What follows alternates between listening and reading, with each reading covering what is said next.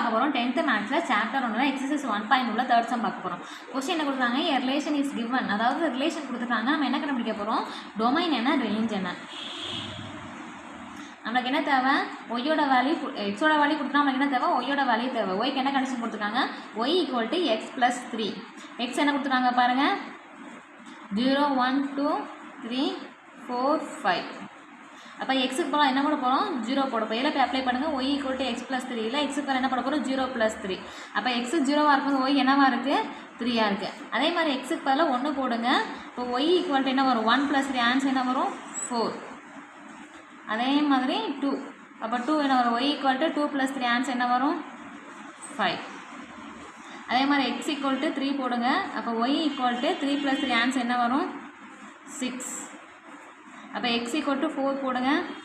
Y equal to 4 + 3 answer என்ன வரும், 7. அப்போ எக்ஸ் ஈக்குவல் டு 5.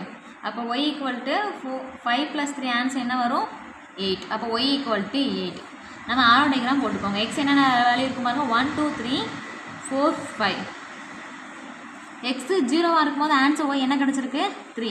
அப்போ 1ஆக இருக்கும்போது ஆன்சர் என்ன கிடச்சிருக்கு, 4. 2ஆக இருக்கும்போது 5 கிடச்சிருக்கு. அதே மாதிரி 3க்கு எழுதிக்கோங்க. 3க்கு 6, 4க்கு என்ன கிடச்சிருக்கு, 7, 5க்கு என்ன வருது, 8. அப்போ இதை ஏபின்னு வச்சுக்கோங்க. நம்ம என்ன எழுத போகிறோம், டொமைன் என்ன, ரேஞ்ச் என்ன எடுத்து எழுத போகிறோம். டொமைன்னா ஏ செட்டில் உள்ள எலமெண்ட். ஏ செட்டில் என்னென்ன இருக்குது, 0 1 2 3 4 5. ரேஞ்சுனா என்னது, எந்த எலமெண்ட்டுக்கெல்லாம் இமேஜ் இருக்குன்னு பாருங்கள், அந்த இமேஜ் எடுத்து எழுதணும். அப்போ என்ன வரும், 3 4 5 6 7 8. நெக்ஸ்ட் சம் நெக்ஸ்ட் வீடியோவில் பார்க்கலாம்.